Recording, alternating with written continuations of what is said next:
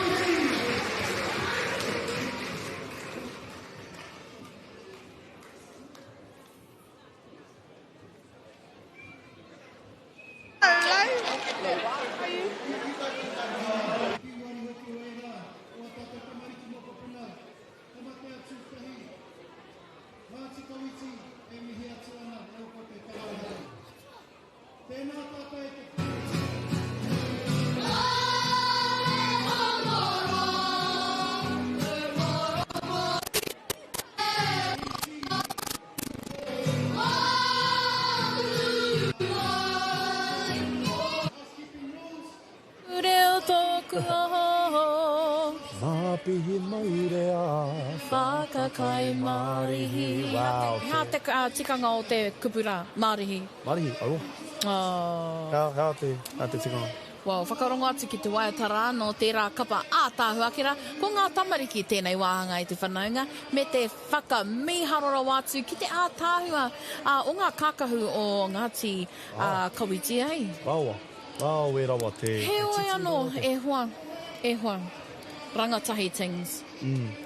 Rangatahi o tira rangatira o Āpopo. Ai.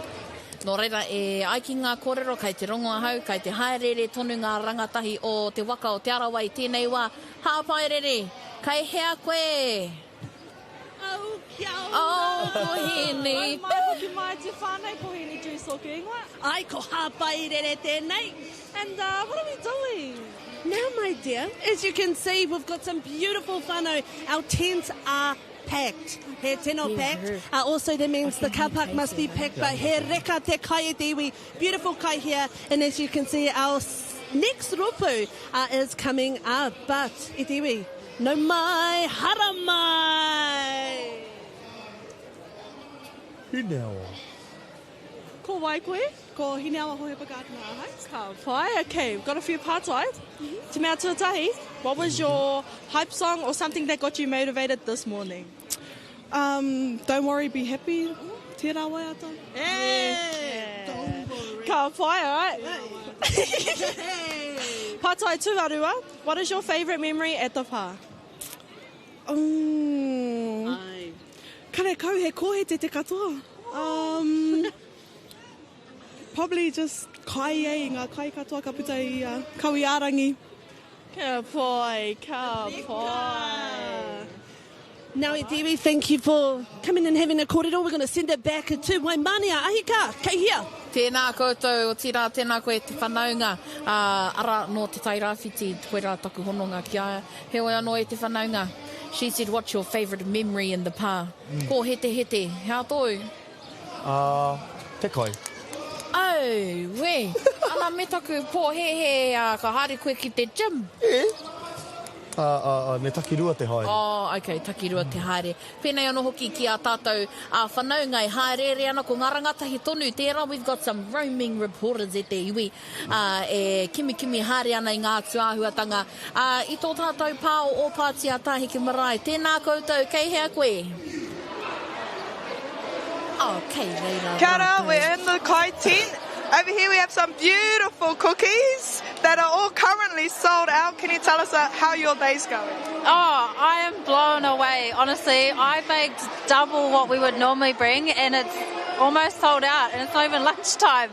Yeah, are these all homemade cookies? They are home baked from our whānau kitchen, kapu and cookies. So we make personalised kapu and homemade cookies and then we send them all over the country.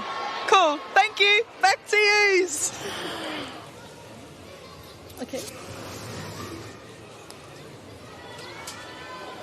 Haruru mai te whenua e te iwi. Nei rā ko tētahi kapa anō, ko te kapa o... Ngāti, te rangi unuora. Tonu mai e hoa.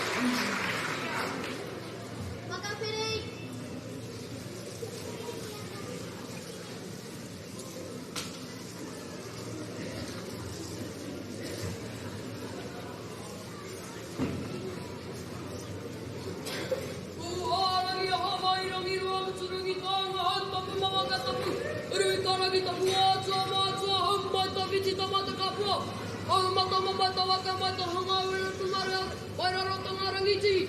Mai, ia manawa koto, haputa, warakai a te mata mua. Ko kawata puara ki te pāwainga. Wapu moana te pōtiki. Anei te tokotoru a manawa koto. Ti hai!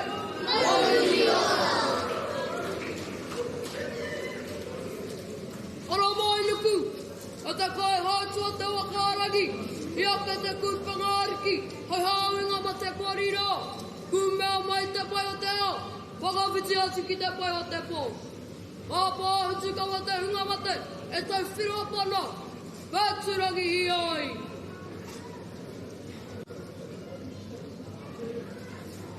Kata huri aku kupu whakamia. Kai waku koeke. Nei rata mi atu ki a koutou. Tā koutou. I whakamana hia. I whakakāna hihia. Ia tātai tauri a ngā tupukia. I ngā kaupapa. I roto i ngā kaupapa. I ngā marae maha te roto iti. O tira. I ngā kaupapa kata. O te watu. O reira. Nā tika memi atu ki a koutou. Kai waku koeke. Āti narangi, āti nekiri, ātau a ngā tupi a whānui, whapangarawi ka mai nei, ki runga ki a pātia, ki tēnei kaupapa whakahira. Ka te hui a hure a ngā tupi a tēnā. Ka te whakakatahinga tēnā. Ka te whakakatahinga tēnā. O reira, kai ta hui a ngā tupi a, reira e mihi kawa tēnā ki a koutou. Kai ta kuariki nui, hui ni ngā wai hono i te pā. A tira, te wharaka hui ariki. Rira hau. Kai mariki. Me kaua e pā he. He hata take, kai te tue mo tēnei ka pāterangi unuara. Ai, e tikana. He uri no ngā tiranga mai. He kai hakana mo ngā uri a runga mai. Nā toi papahure. E ngari. O te taha tōku māma, hauri whakaheke, ia sē, rā wako katarai nei. O reira kaira te take mo tēnei tū. He whakamanahi ai te taha tōku māma. Kaira te painga mo te hui a hure o ngā ia. Nā!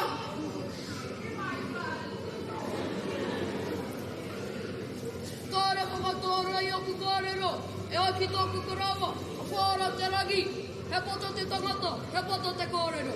Nā reira, tēnā koutou, hūri, ngā taha tēnei, mā ki, tēnā rā tātou kata. E wai!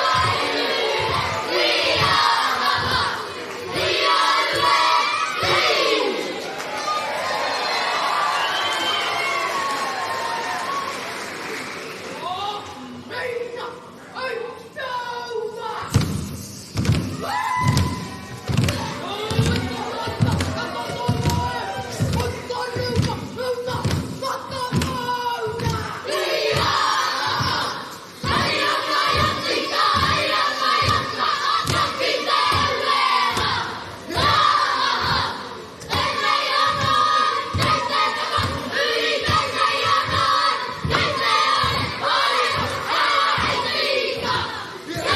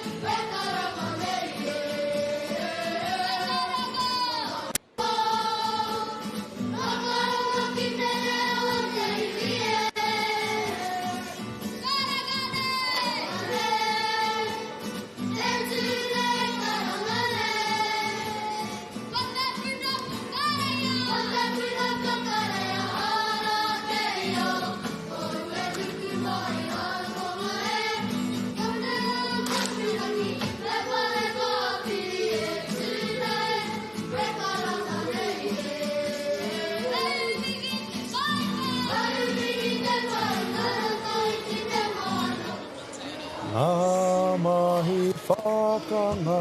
Au kei riro koe no reira. Kia ora. Wow, haruru mai te whare mo te ope tai tamariki o Ngāti te rangi unuora. Pea tāhua hoki o te tū o ngā kākahu me te tirohanga kanohi. Pēhi atoa tūki atu. Oh, tērā pepe, Whoever got that shot? Mainga, e hoa, mainga.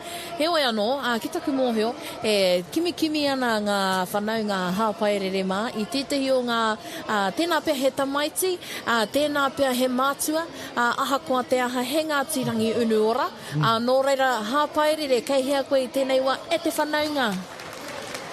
Ooh, and there we go. Ora! Ai, we are here with our Robu, kia ora. Kia ora e te whānau. Kei te pia a koe?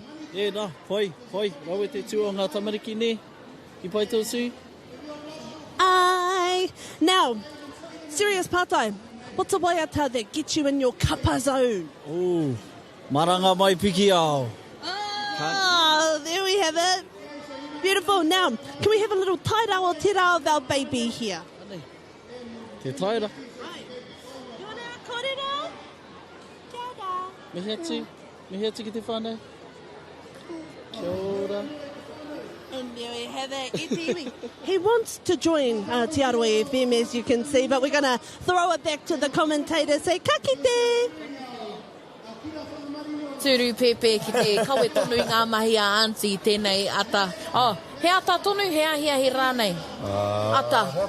Engari e mihi ana kia kōrua kai ngā whanaunga o Te Aroa FM. O tira ngā whanaunga o Ngāti rangi te unuora. Ki taku mōheo ko ngā uri a mākino e whai ake nei. He oi anō, I mua I tā tātou ruku ki te kapara, whai muri ake I ngā uri a mākino ko Ngāti rongo mai moko puna ko Ngāti Henukura hoki. Ana I te whanaunga, we still have more rangatahi roaming the grounds. Kei hea rā koutou, kei ngā rangatahi o Ngāti Hinerangi, Ngāti Hinekiri. Ki taku mōheo, kei te haerere rātou ki ngā toa, ki te hāngi pit, I te mea kei te whakariteri te hāngi rātou. Engari, kei te āhua rongo hoki a hau I ngā harurutanga atu I te whare. Nō reira, kei hea koutou, kei ngā rangatahi o Ngāti Hinerangi, Ngāti Hinekiri. Kei te hikoe haere koutou.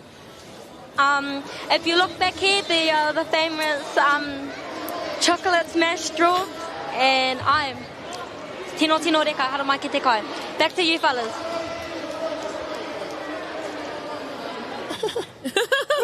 Ko tō tino toa tērā ai. Ai, kei te haere kona whaimuri tēnei.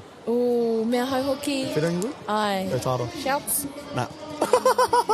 Raps. Nā, e te iwi, atu I ngā ropere me ngā tiakare te he nui tonu ngā reka o Ngāti Pikiao I tēnei rangi, nui tonu ngā kapa kai mui a tātou, kei ware, he nui tonu ngā kapa whakataetai hoki. Ai. E tu ana koe I tēnei rā? E ka kare mo te tū I tēnei rā, engari, ka noho au, ka mātaki. Ai, pērā ai. Oi, tērā wiki I tū te huinga tauira, ki Waikato. A koe rā tō mahi. Koe rā taku mahi. Okay. E kaupapa haka kē, engari 2,245, ki tū au ki te atami rona. O koe nā te pai hoki o tēnei kaupapa ne, I te mea he nui te mahi whakakotahi, whanaungatanga. Engari, I kite hoki ana hau I etahi o ngā whanaunga, e haerere ana ki te marae I tēnei wā tonu. Ko marama ke koe, he momo whare taonga I tēnei wā, kei tō tātou whare o rangitihi. I haere koe ki roto? Kei te haere ki roto whaimuri I tēnei? Whaimuri atu I o rōpere, ai? Ana whaimuri ake I te rōpere. Tirohia mātaitia I ngā mahi toi. Well, me taku whakamiharo, he nui ngā rangatahi e kahana ki te ao toi. Ora. Ko kahurangi Jews Green tērā, ko me tana makau, ko te whanaungara a Kiengi. Ana koe anei te ūkaipo o tēnei mea te ao Māori. Ai, tēnā koe. Tiro ana ki ngā waka e hoa ma, ko ki rawa Ngāti Pikiao I tēnei wā, ko tāheke 50 nei tērā papakainga, e ki te hoki ana I ngā pahi, koe a rā pia e tehi o ngā kapa e whakaritiriti ana e hoa? Kene pia. Hei te tahi karaka, hawhewhai tahi karaka tū ai te whakataetai mō ngā pakeke, no reira. E hi kaka ana hau. Ana, e kite ana tātou i te marae, ko ki ki te tini makiu ko tai mai i tēnei rangi. O tira, tiro haere ki te papa kāinga katoa o tāheke, ko ki rawa. Nō reira, koutou ngā whanau, ngā kaore anō ka taia tinana mai te rānei, kei hea koe. Ana he rūru tērā. Kare rongo. Mahi anō? Pāki a koe tērā. Ei, pai. Ai, tangi a te ruru. E te hoki mai. Te whakawhero ki te pū. Tahitanga. Ana, kua tangi mai ngā ruru o ngā tipikiau i tēnei rā tiro mai ki te tāhua o te tini tāngata ko tā mai ki tēnei pito o te ao. E ki te hoki ana i tā mātou kura o whangamarino kai tērā takiwa o te puke, mehe mea koe mātaki ana i tēnei pāho mataora. He oe anō e tere ana mātou ki tētahi kōrero atu ki te marae. Tēnā koutou, kai hea koutou, kai ngā whanaunga e haerere ana.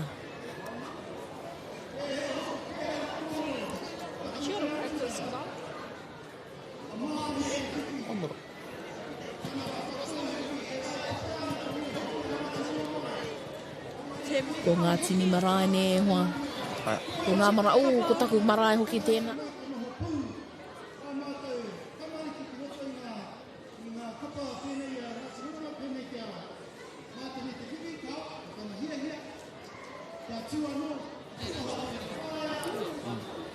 Well, what did you think of that e hoa? Te a tāhua hoki o tātou marae o ngā tipikiau. E hea ke ngā marae o ngā tipikiau? Tahi ringa ne? Rua ringa. Aua. Tahi ringa? Rua ringa rānei. Rua ringa. Toru ringa pēr. E kāre anō koe i te mōhio ki te nama ne. Well, e kite ana hau, kai te haruru haere te marae, te whare i tēnei wā. Nō reira, ka tahuri ake tātou ki ngā whanaunga atu ki te tāmira i tēnei wā. Nō reira, tonu mai hoa ma ki tēnei pāho mataora o te arawa, aukaha, Ngāti Pikiao, tēnei rā.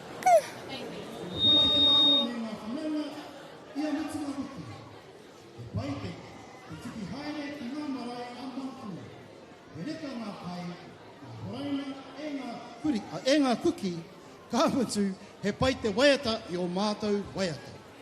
He mihi nui tēnei ki ngā nannies, koros, aunties, uncles. Ngā mātua hoki e kaha nei ki te manaaki a mātou. Mā koutou tēnei tū. Nō reira, ko nā kaiako, ko matarena i hākara, and tana whea whauwhau. Te whakaeke. Te whakaeke e whiti e te rā. Waiata tawhito e tamaputa noa i te rangi. Waiata matawhaura. Poi, ko te whare ariki o te kīngitanga. Haka Ngāti Mākino whakawātea e maioha. Nō reira, e tatari mai ana ngā tamariki, ngā uri o Ngāti Mākino, teke mai ki runga i tēnei papatū wai. E te tēneti, haruru mai, o mai te pīgi pagi. Ngāti Mākino!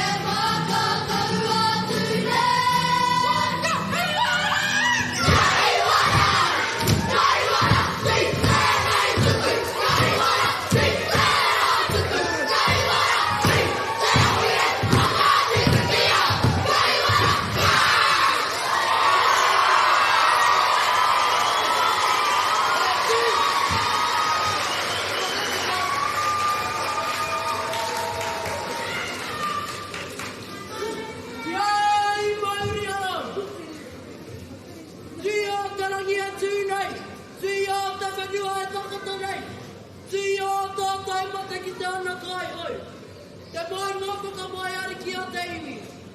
Tui a te mauri ora e tau nei. Ngā uri a tatakotori o manawa katakoto. E pai nei ki te pākai ahi o ngā mātua tūpina. Tāheke, o Pātia, ngā tihine rangi, ngā tihine kiri. Mihi maa ai karanga mai. Mihi mai ki ngā uri a piki a nui a kawa. Kua tau mai nei ki ta kai tau aroaro. O tira, ki ngā hapai ai tū ai te kaupapa nei. Te komiti whakahaere, ngā kaike, me ngā kapahaka katoa o te ahurei nei. Koe anei ka te katahi a piki au, e whakatutiki i te aha ki nui o kawan. Kia toi a mai tana kauai ki tana ui kaipo. Anei tātai te imi atu nei, e whanatu ake nei. Mā reira, tēnā rātou tai katoa. He wai.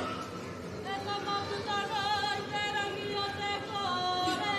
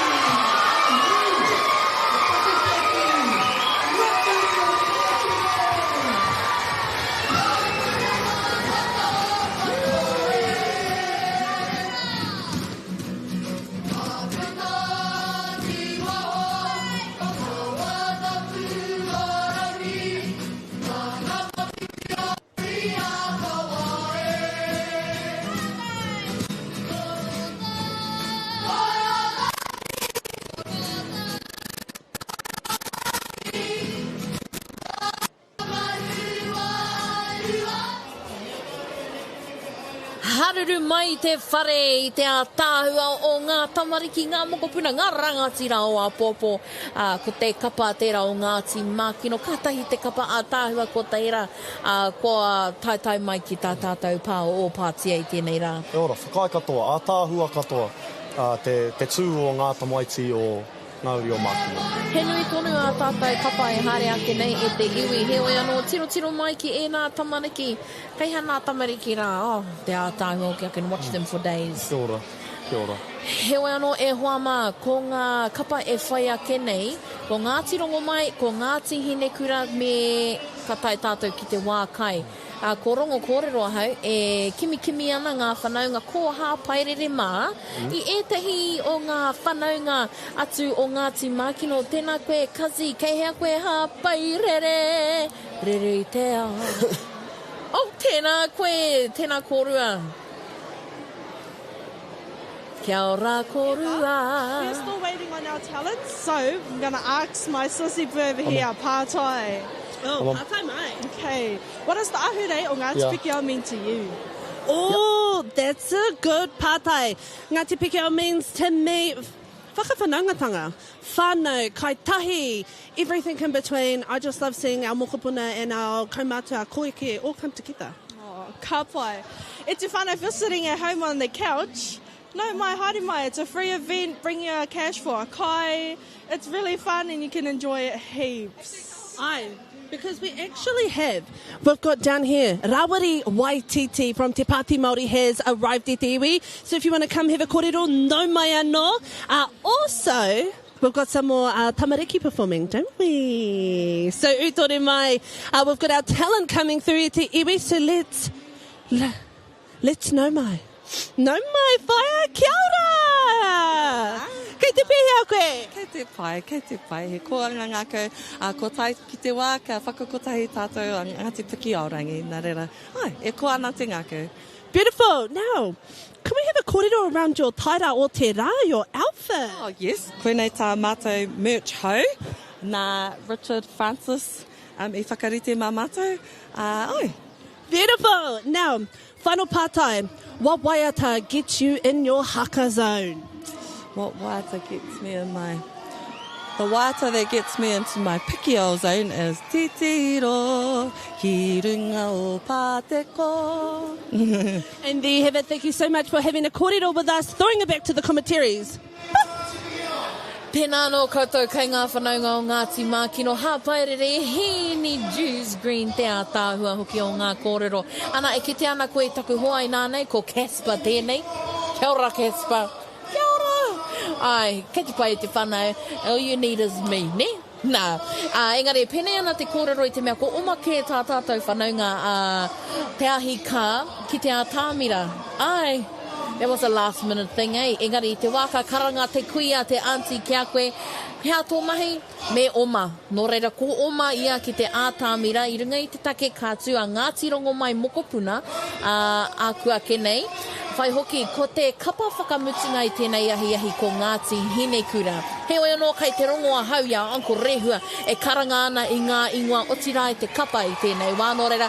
Tahuri ake tātou ki te ātāmira, nera, tēnā koutou.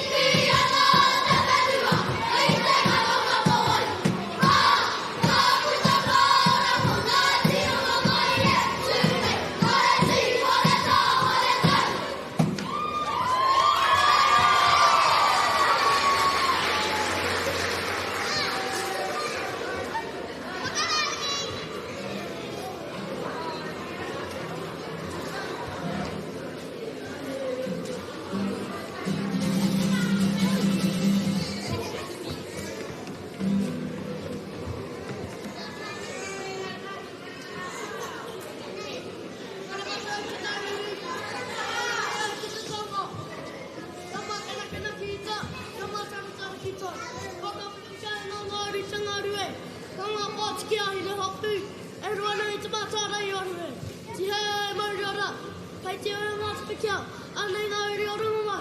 E mihi mai ha, kia tātou katoa. Nō reira, tēnā katoa, tēnā katoa, tēnā katoa katoa. Hei wā. Te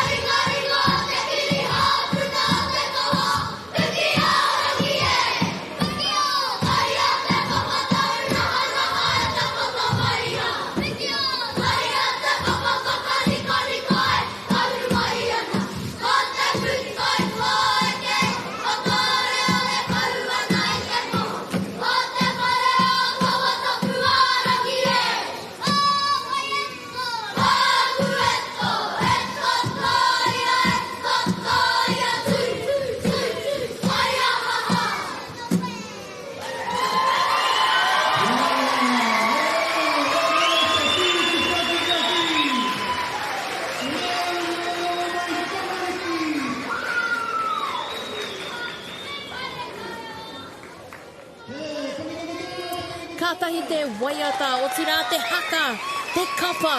Ko Ngāti Rongo mai tērā me tā tātou whanaunga ko te ahi kā tēnei oma atu i te tēneti nei taino atu ki te ātāmira me taku whakamiharo atu ki a rātou kaigā koutou ngā tamariki ngā rangatira o a pōpō no Ngāti Rongo mai e mihi ana ki a koutou katoa.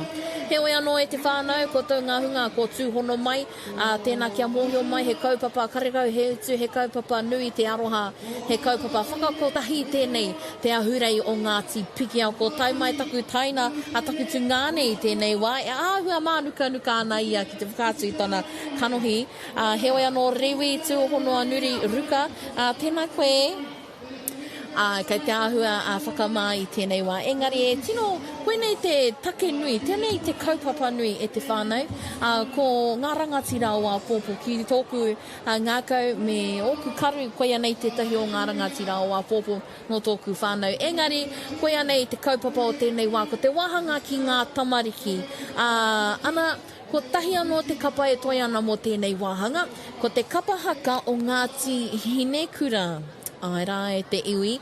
Engari, kaore kore ko tai atu tetahi whanaunga no te kapara o Ngāti Rongo mai. Ki te taha o Hapairere kei hea koe e hoa? Oh, kia ora, Mant. Kia ora i te iwi. Oh, kei konei ai ki te taha with. Kia ora. Whai miria tēnā koutou katoa. Ai. And i te iwi, we've got a full-out tent. So many whanau are coming through, so I guess we got our message out loud and clear. Here, we're going to soon be having a kōrero with our whanau taking off the stage, or who are walking off the stage, eh? So, i te iwi, part-time, tuatahi, if you were a judge, my girl, what would you look for? If I was a judge, I will look for te kaunga o te reo. Kaunga reos, love. I love them. Like flashbirds, love. Love. Yeah. I love that. Yeah. What about the wording? Yeah, but mine is still top kaunga reo, so yeah. Yay! Yeah, And then we have it i te iwi, Waimania. Kei hea. Tēnā kōrua kai ngā whanaungai haerere ana i tā tātou papakainga te pāo o Pātia e mihi ana kia koutou. San, kei te pehea koe? Kei te aha, kei te hia kai koe? Ka pai koe anei te take o te kōrero i te whānau e haerere ana ngā ranga tahi, ko maraia rā, ko rangi tope o rama, ki te kihini tēnei wā, ko taku mōheo kei te hangi pit. Ai, timanako ana i te mei hia kai ana hau. Maraia, kia ora.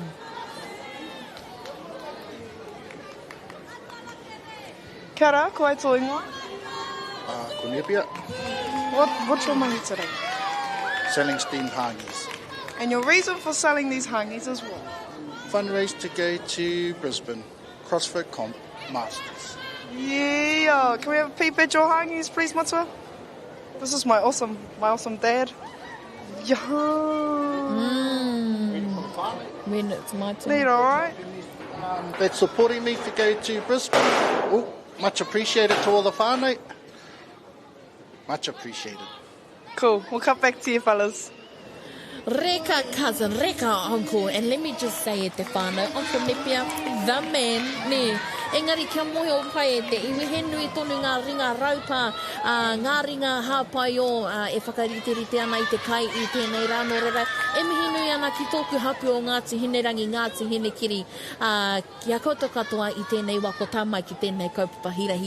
He oe anō, ki taku mōhe o ko tae atu a Ngāti Hinekura no reira u tonu mai e hoa mā ki te reo o te arawa.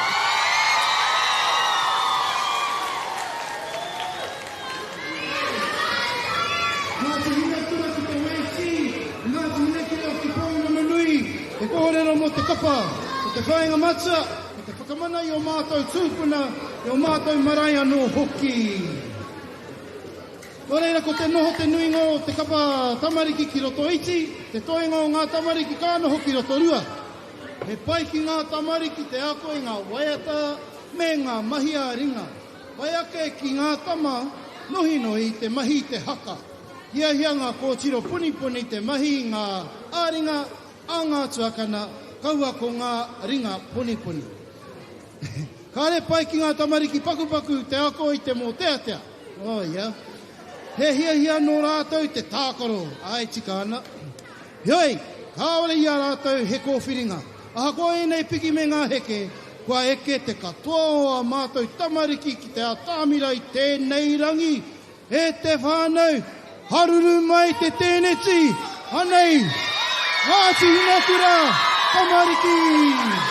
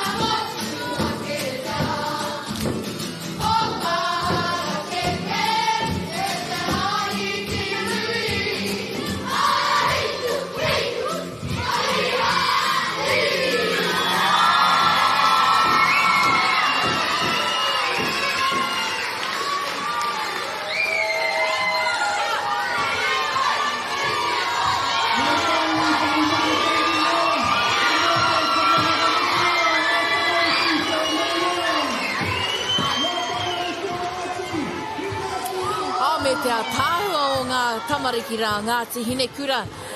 Tēnā e mihi ana kia koutou katoa. Au tira te whanaunga ko hoki mai koe I tēnei wā ki te mātakitaki e nei tamariki hea ho whakaaro. Rawe. Rangatira te kawe, rangatira te tū, rangatira te katoa o te tū o ngā pōtiki o Ngāti hine kura I tēnei rā. Tiro ki tēnei tāera, ngā kākahura, hoki te ahau I tēnei kākahu, atu I te whare tupuna o Rangitihi, kai reira he mahi tāniko a Auntie Hui Cooper, e te iwi kei wareware, hare tahi atu koutou ki te pohoto mātou whare tupuna Rangitihi ki te tiro, a tāhura wātu koutou Ngāti hine kura. Heoi anō e hoa, I hare kē koe ki te ātāmira, te mātakitaki, o tira ki te tū, hea hae. I haere au ki te kawe I oku I Rāmutu, te rangi tāmiro rāua ko te rangi nana o Ariki ki te ātāmira, o tō rāua ahu rei tuatahi, me te rangatira katoa o tā rāua tū, toho kereru ana te anku nei. Kei te pehia te ngā kau, probably he tangi ai. Nui. Toru ngā sizes bigger. Engari e te whānau, mehe mea kaore anō koe ka tiro ki tā mātou māhere te hōtaka mō tēnei rā. Kia mōhio mai kua tai tātou ki te mutunga o tēnei wāhanga pāpāho. Ki tā maua taha I tēnei wā. How lucky are you, eh? Tino. Nā.